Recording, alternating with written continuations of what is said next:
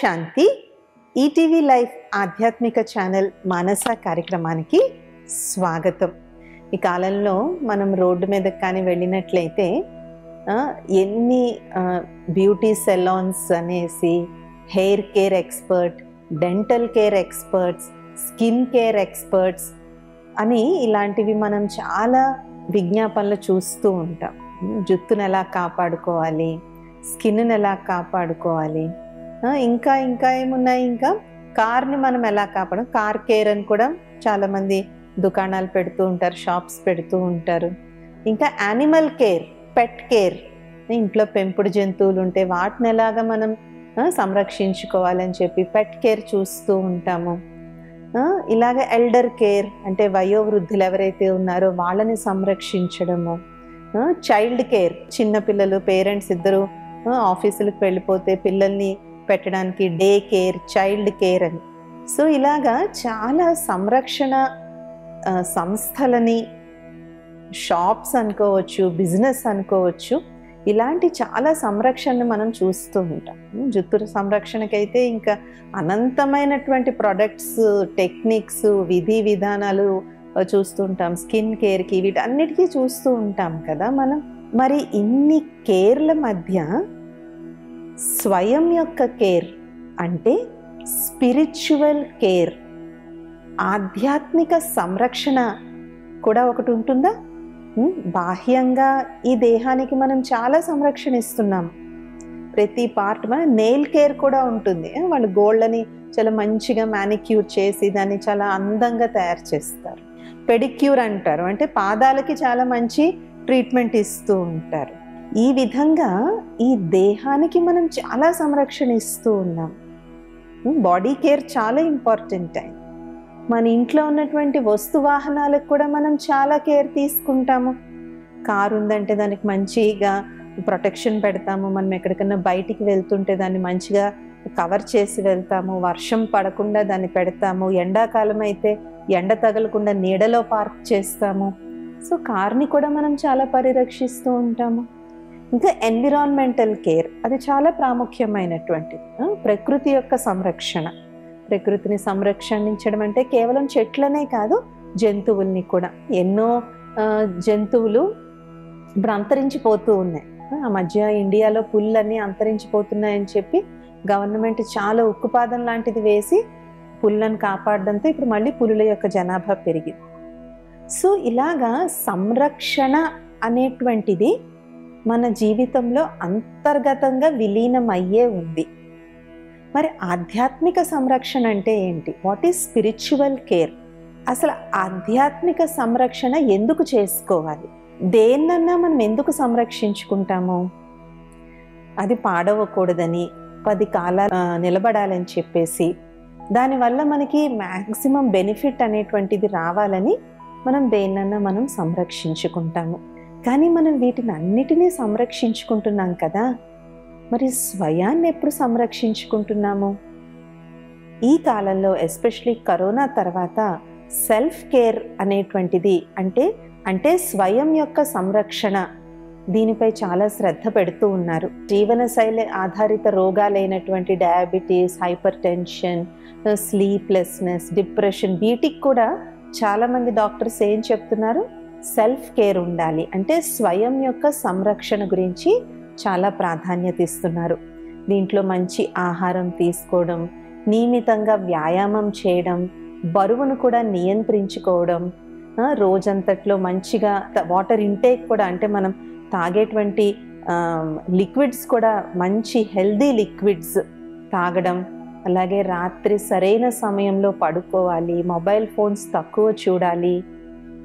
ఇలాగా స్వయం యొక్క పరిరక్షణ గురించి కూడా ఎన్నో విషయాలు ఇప్పుడు ప్రాచుర్యంలోకి వచ్చాయి.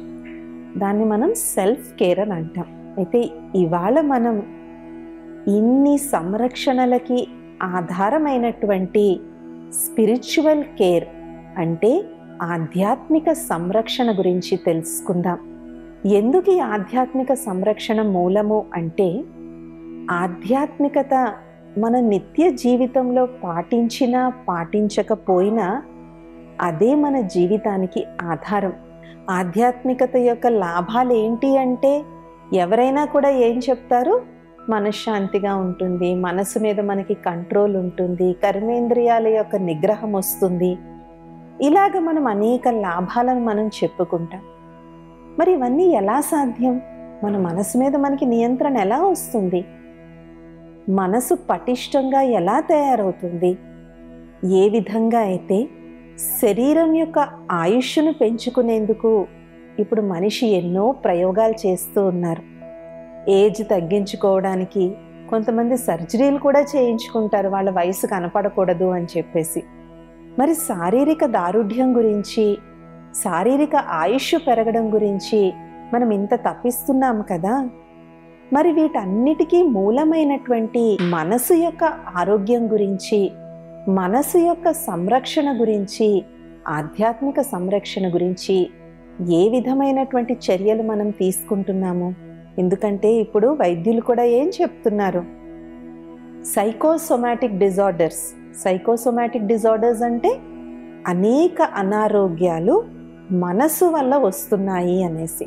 మానసిక స్థితి, మానసిక ఆందోళన, మానసిక వర్రీ కారణంగా అనేక అనారోగ్యాలు వస్తున్నాయి అనేది కూడా రీసెర్చ్లో కూడా తేలింది. ఇప్పుడు ఈ సైకోసోమాటిక్ డిజార్డర్స్ మీద చాలా రీసెర్చ్ ఇంకా జరుగుతూనే ఉంది. కాబట్టి ఏ విధంగా మనం స్థూల దేహాన్ని, స్థూల వస్తువుల్ని, వాతావరణాన్ని, జంతువుల్ని మనం సంరక్షిస్తామో అలాగే మన ఆధ్యాత్మికతను కూడా మనం సంరక్షించుకోవాలి. దానికి ఇవాళ మనం 5 మూల స్తంభాల గురించి మనం తెలుసుకుందాం. బాడీ హెల్దీగా ఉండాలి అంటే ఫస్ట్ ఏం చెప్తారు? రోజు ఎక్సర్సైజ్ చేయండి అని అంటారు. మనకు నచ్చిన ఏదో ఒక ఎక్సర్సైజ్ ప్రపంచ ఆరోగ్య సంస్థ వారంలో 5 రోజుల్లో తక్కువలో తక్కువ రోజుకు ఒక అరగంట ఏదో ఒక వ్యాయామం చేయాలి అని చెప్పి ప్రపంచ ఆరోగ్య సంస్థ నిర్దేశిస్తోంది. అది బాడీకి ఎక్సర్సైజ్.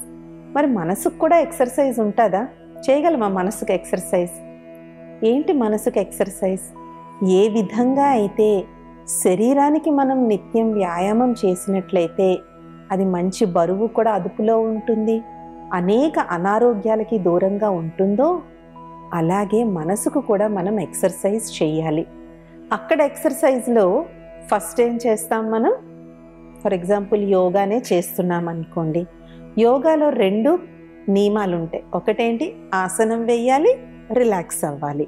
ఆసనం వేయాలి, రిలాక్స్ అవ్వాలి. శవాసనం అని, శిథిల దండాసనని, శిథిల తాడాసనని, ఇలా రకరకాల ఆసనాల్లో మనం రిలాక్స్ అవుతాం. అలాగే మనసుకి ఎక్సర్సైజ్లో మొట్టమొదటిది దీనికి మధ్య మధ్యలో మనం బ్రేక్ ఇస్తూ ఉండాలి, రిలాక్స్ చేస్తూ ఉండాలి. అంటే సంపూర్ణమైన సైలెన్స్లోకి మనసుని తీసుకుని వెళ్ళాలి. ఇప్పుడు చూడండి, మనం ఎక్సర్సైజ్ చేస్తూ కూడా ఏమాత్రం బ్రేక్ తీసుకోకుండా వరుసగా ఎక్సర్సైజ్ చేయగలమా? బాడీ చేయలేదు.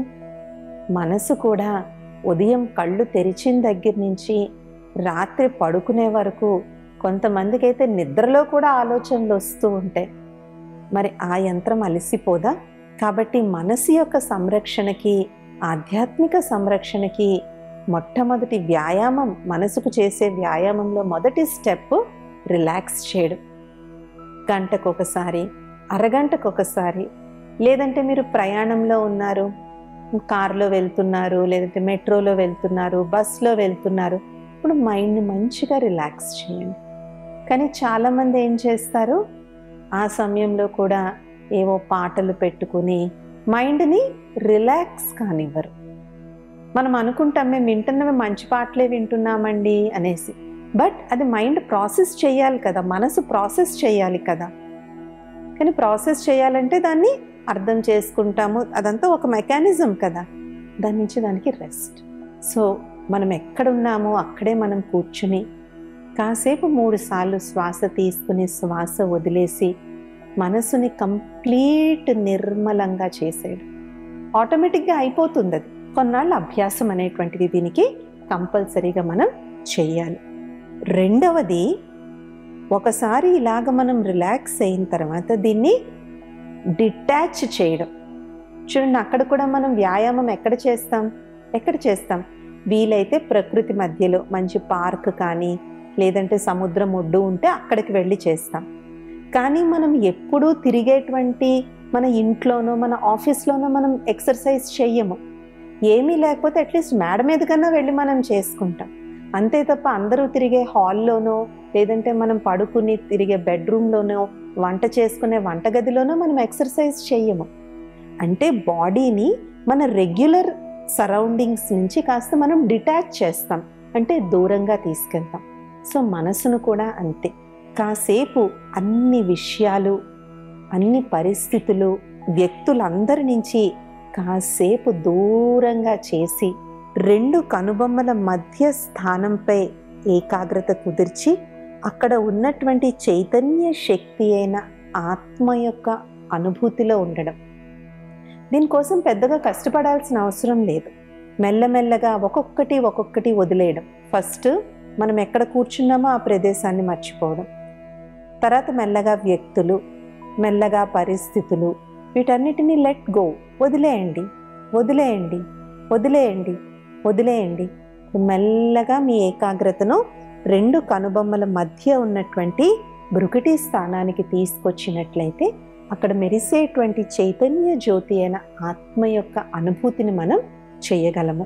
ఇది కొత్తలో మనకు కొంచెం కష్టంగా ఉండొచ్చు, కానీ రెగ్యులర్గా కానీ ఈ విధమైనటువంటి అభ్యాసం కానీ చేసినట్లయితే మన మనసు చాలా తేలికగా తయారవుతుంది.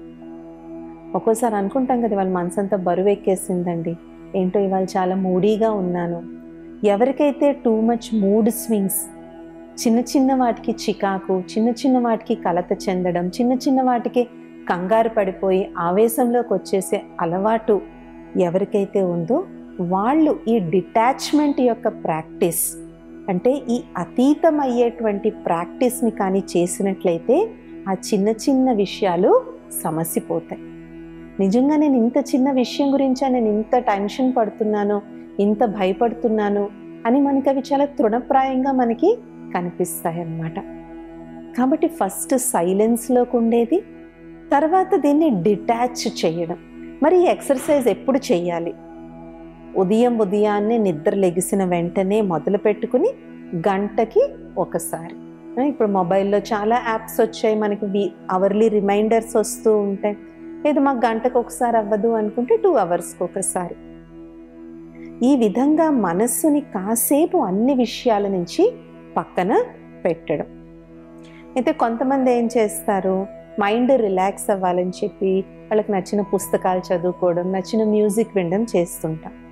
కానీ మనం ఆఫీస్లో ఉన్నాము, స్కూల్లో ఉన్నాము, కాలేజ్లో ఉన్నాము, అప్పుడు నేను పాటలు వింటాను, నేను పుస్తకం చదువుకుంటాను అంటే కుదురుతుందా? కుదరదు. అవన్నీ మనం వీక్ డేస్లో కాకుండా వీకెండ్స్, అంటే శనాదివారాల్లోనో సెలవుల్లోనో బయటికి వెళ్ళినప్పుడే కుదురుతుంది. కానీ మన నిత్యం కార్యక్రమాన్ని చేసుకుంటూ మన నిత్య దైనందిన జీవితాన్ని గడుపుతూ ఎలా రిలాక్స్ అవ్వాలి మైండ్ని అంటే దానికోసం ఈ సైలెన్స్ అండ్ డిటాచ్మెంట్, అంటే శాంతి యొక్క అనుభూతి చేస్తూ అతీతమయ్యేటువంటి అభ్యాసం. ఈ 2 ఎక్సర్సైజ్లు చేయడం వల్ల మనసు సన్నబడుతుంది. ఎప్పుడైతే మనసు సన్నబడుతుందో ఆటోమేటిక్గా శరీరం కూడా సన్నబడుతుంది. ఎందుకు అంటే మనకి చాలా మటుకు స్థూలకాయం రావడానికి ముఖ్యమైన కారణం ఏంటి? మనం తినే ఆహారం. మనకి తెలుసు మనం అది తినకూడదని మనకు తెలుసు, అయినా మనం మనస్సును కంట్రోల్ చేసుకోలేక ఆ టైంకి అది తినేస్తాం. కానీ ఎప్పుడైతే ఈ విధమైనటువంటి అభ్యాసంతో, ఈ ఆధ్యాత్మికమైనటువంటి ఈ పద్ధతిలో మనస్సును మనం బలోపేతం చేస్తామో అప్పుడు మనసు మన నియంత్రణలోకి వస్తుంది. అప్పుడు ఏ ఆహారం అయితే మనకి మంచిది కాదో దాని నుంచి మనం సహజంగానే మనం దూరం వెళ్తాం. సో మొట్టమొదటిది మనసుకి ఎక్సర్సైజ్. రెండవది ఏంటి? ఒళ్ళు తగ్గాలంటే రెండో ముఖ్యమైన విషయం ఏంటి? డైట్, మనం తీసుకునే ఆహారం.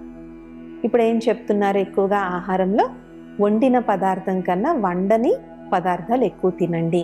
తాజా పళ్ళు, తాజా కూరగాయ ముక్కలు, సలాడ్స్, మిల్లెట్స్, అలాగే హోల్ గ్రెయిన్స్ ఎక్కువగా తినమంటూ ఉన్నారు. సో ఇవే ఎక్కువ తింటున్నారు, చాలా మంచిది. చాలామంది ఇళ్లలో వాళ్ళు తినేటువంటి ఆహారాన్ని మార్చుకుంటూ ఉన్నారు. అలాగే మంచి కషాయాలు తాగడము, టీ కాఫీలు మానేసి దాని ప్లేస్లో అల్లం టీ అని, గ్రీన్ టీ అని, లెమన్ టీ అని, తులసి టీ అని చెప్పేసి ఇలాంటివి తాగుతూ ఉన్నారు. సో వీలైనంత వరకు ప్రకృతికి దగ్గరగా ఉన్నటువంటి ఆహారాన్ని తీసుకోమని మనకి అందరూ చెప్తూ ఉన్నారు. అది కూడా తాజాగా ఉండాలి అనేసి. ఏ విధంగా అయితే స్థూలమైన పొట్టకి మనం ఆహారం పెడతామో, మనం తెలుసో తెలియకో మనసుకు కూడా మనం ప్రతి క్షణం ఆహారం పెడుతూనే ఉన్నాం. ఎలా పెడుతున్నాం మనం మనసుకు ఆహారం? మనం ప్రతి నిత్యం ఏదైతే ఆలోచిస్తామో, ఏవైతే చూస్తామో, ఏవైతే వింటామో, ఏదైతే మాట్లాడతామో అదే మనసుకి ఆహారం. ఆలోచించేది, చూసేది, వినేది, మాట్లాడేది, వీటన్నిటి యొక్క ప్రభావం ఫైనల్గా దేని మీద పడుతుంది? మనసు మీదే పడుతుంది. కాబట్టి వాటి యొక్క ఎనర్జీ, వాటి యొక్క వైబ్రేషన్స్ ఎలా ఉంటే మనసు యొక్క ఆరోగ్యం కూడా అలాగే ఉంటుంది. కాబట్టి మనం ఎంతెంతైతే వ్యర్థ సంకల్పాలు, నెగటివ్ సంకల్పాల యొక్క ఆహారాన్ని ఇచ్చే కొద్దీ మనసు ఏమైపోతుంది? లావ్ అయిపోతుంది, అంటే స్థూలకాయంగా అయిపోతుంది, అంటే బరువు ఎక్కుతుంది. ఏనాడైనా మన మనసు బరువెక్కిన రోజు మీరు గమనించుకోండి, ఏదో ఒక విషయం మనల్ని చాలా ఆలోచించే విధంగా చేస్తుంది. దేని గురించో మనం ఎక్కువ ఆలోచిస్తున్నాం, దానివల్ల ఆ రోజు మనసు బరువెక్కుతుంది. కాబట్టి మనసుకు మనము సమర్థవంతమైనటువంటి సకారాత్మక ఆలోచనల యొక్క ఆహారాన్ని ఇవ్వాలి. ఆధ్యాత్మికతలో పొద్దున్నే లెగిసి ఏదో ఒక ఆధ్యాత్మిక విషయాలను చదవాలి, వినాలి అని చెప్తూ ఉంటారు. మీరు ఏ ఆశ్రమానికైనా వెళ్ళండి, మీరు బ్రహ్మకుమారీస్ ఆశ్రమాలకు రండి, తెల్లవారుజామున 6 నుంచి 8 వరకు తప్పనిసరిగా అక్కడ ఆధ్యాత్మిక విషయాలను వినడం, చదవడం జరుగుతుంది. ఎందుకంటే ఆ సమయంలో మనస్సు అనేటువంటి ఈ క్షేత్రం చాలా ప్యూర్గా ఉంటుంది, చాలా పవిత్రంగా ఉంటుంది. సో ఉదయాన్నే మనం ఎప్పుడైతే దీనికి మంచి ఆధ్యాత్మిక విషయాల యొక్క రుచిని చూపిస్తామో, రోజంతా ఆ మాటలు, ఆ ప్రదేశం యొక్క వైబ్రేషన్స్ మన మనస్సులో తిరుగుతూ ఉంటాయి. చూడండి, ఉదయాన్నే లేసి మనం ఆ పాట విన్నామనుకోండి, రోజంతా ఆ పాట మన బుర్రలో తిరుగుతూ ఉంటుంది. ఎందుకంటే మైండ్లో స్టిక్ అయిపోయింది అన్నమాట. కాబట్టి ఉదయాన్నే లెగిసి ఎప్పుడైతే మనం ఆధ్యాత్మిక విషయాలను వినడం, చదవడం, రాయడం, మాట్లాడడం చేస్తూ ఉంటామో ఈ మనసులో అవి నాటుకుపోతాయి. సో ఎప్పుడైతే మనం రోజుని ఈ విధంగా మనం ఆరంభిస్తామో ఆ ప్రభావం రోజంతా పడుతుంది. అందుకనే కదా మనం ఏ కషాయాలు తాగినా ఎప్పుడు తాగుతాము? పరిగడుపును మనం తాగుతాం. మనం తినేటువంటి ఫ్రెష్ వెజిటబుల్స్ అన్నా, సలాడ్స్ అయినా ఎప్పుడు తింటాం? మనం బ్రేక్ఫాస్ట్లో మంచిగా తింటాం. అంటారు కదా, బ్రేక్ఫాస్ట్లో high protein, high fibre diet తినాలి అని చెప్తారు. చక్కగా డ్రై ఫ్రూట్స్ అవ్వచ్చు, పంకిన్ సీడ్స్, సన్ఫ్లవర్ సీడ్స్, ఇవన్నీ ఇప్పుడు తింటున్నారు కదా అందరూ. ఇవన్నీ ఎప్పుడు తింటారు? అందరూ కూడా మంచిగా ఉదయం బ్రేక్ఫాస్ట్లో తింటారు. అదేవిధంగా మనసుకు కూడా మనం ఉదయాన్నే మంచి ఆహారాన్ని మనం ఇవ్వాలి.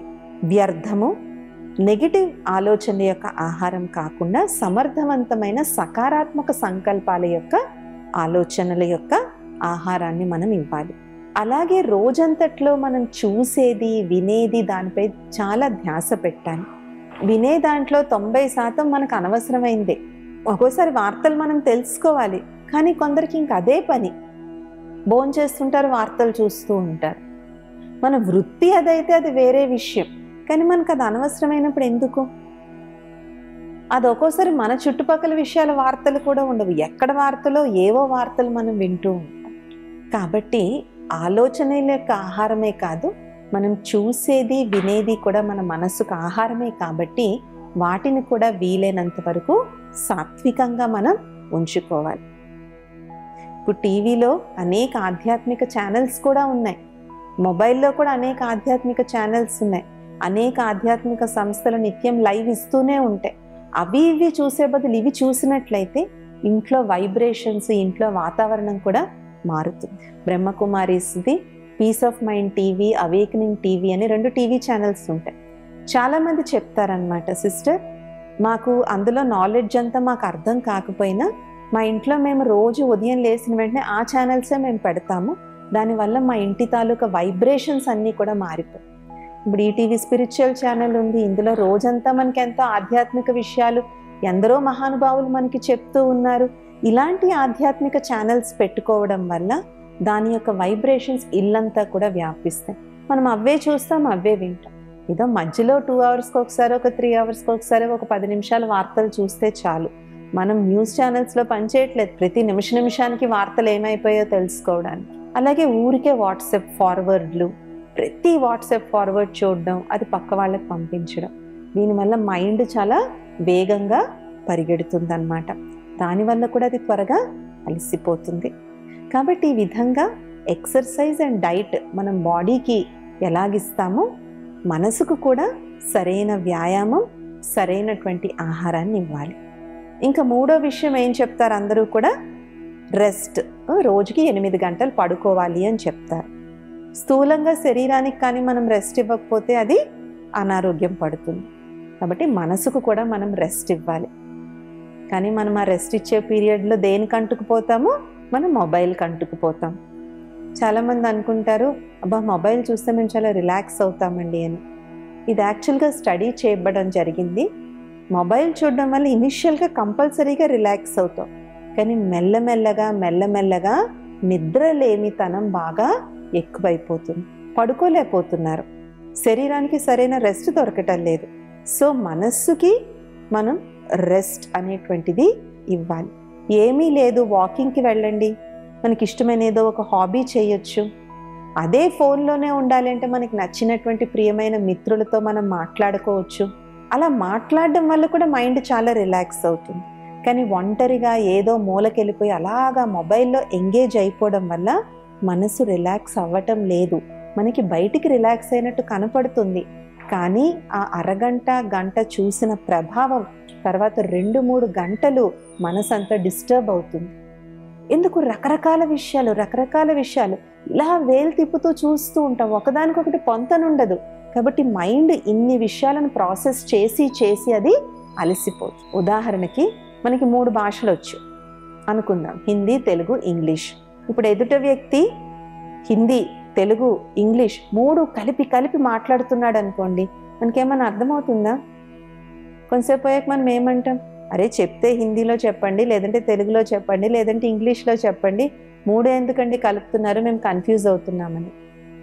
అదే విషయం మనసుకు కూడా జరుగుతుంది. మనం ఇలా చూస్తూ ఉంటాం కదా, ఒకసారి ఒక డాన్స్ ఉంటుంది, ఒకసారి ఏదో న్యూస్ ఉంటుంది, ఒకసారి ఏదో సినిమా ఉంటుంది, ఒకసారి ఏదో వంట ఉంటుంది, ఒకసారి ఏదో ఎంబ్రాయిడరీ ఉంటుంది, ఒకసారి గార్డెనింగ్ ఉంటుంది. ఇలాగ ఒకదానికొకటి పొంతన లేని విషయాలు చూడడం వల్ల మైండ్ అంత కాంటెక్స్ట్ స్విచ్చింగ్, అంటే అలాగ మారుతూ ఉండడం వల్ల అది యాక్చువల్గా ఎక్కువ అలసిపోతుంది. కాబట్టి మైండ్కి రెస్ట్ ఇవ్వడానికి ఉన్నటువంటి అద్భుతమైనటువంటి పద్ధతే మెడిటేషన్. రకరకాల మెడిటేషన్లు ఉన్నాయి. అండ్ మెడిటేషన్ అంటే అపోహ ఏముందంటే గంటల తరబడి అలాగ కళ్ళు మూసుకుని కాళ్ళు మట వేసుకొని కూర్చోవాలి, అమ్మో మా వల్ల కాదు అని. అవసరం లేదు. ఒక 5 minutes మనం మెడిటేషన్ చేసినట్లయితే దాని ప్రభావం చాలా ఉంటుంది. గుల్జార్ దాది గారు అయితే అనేవారు, గంటకి 1 నిమిషం మీరు మెడిటేషన్ చేసినా ఆ 1 నిమిషం యొక్క ప్రభావం నెక్స్ట్ 59 నిమిషాలు పనిచేస్తుందని దాది చెప్పేవారు. దాది ప్రాక్టికల్గా అది చేశారు. జస్ట్ 1 minute మెడిటేషన్ చేయండి మీరు చాలు, సిన్సియర్గా. నెక్స్ట్ 59 minutes అంటే నెక్స్ట్ మళ్ళీ 1 hour వచ్చే వరకు దాని ప్రభావం పనిచేస్తుంది. కాబట్టి ఈ విధంగా మనం మనసుని కూడా మనం పడుకోబెట్టాలి. కాబట్టి ఈ విధంగా మనం బాడీ కేర్ని ఎలాగైతే ఎక్సర్సైజ్, డైట్ అండ్ రెస్ట్, వ్యాయామం, ఆహారం, విశ్రాంతి ఇస్తామో మనసుకు కూడా మంచి వ్యాయామం ఇవ్వాలి. దాన్ని డిటాచ్ అటాచ్, అలాగే దీనికి మంచి ఆహారం ఇవ్వాలి. మనం చూసేది, వినేది, మాట్లాడేది, ఆలోచించేది ఇవి సాత్వికంగా చేసుకుని దానికి మంచి ఆహారం ఇవ్వాలి. 3వది దానికి విశ్రాంతి ఇవ్వాలి. విశ్రాంతి అప్పుడు అన్ని రకాల డిజిటల్ డివైజెస్ని పక్కన పెట్టి మైండ్ని ఏకాగ్రం చేసి రిలాక్స్ అవ్వడం.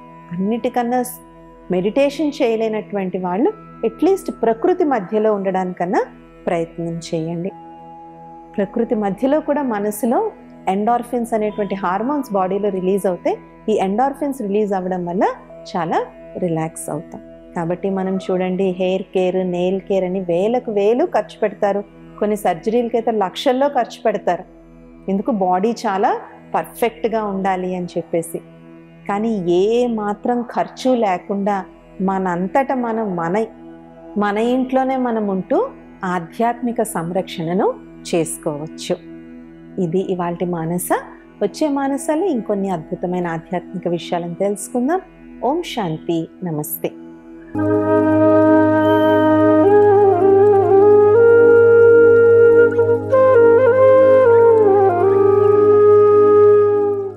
కార్యక్రమాన్ని తిరిగి చూడాలనుకుంటే www.youtube.com/@ETV Life Spiritual లో చూడవచ్చు.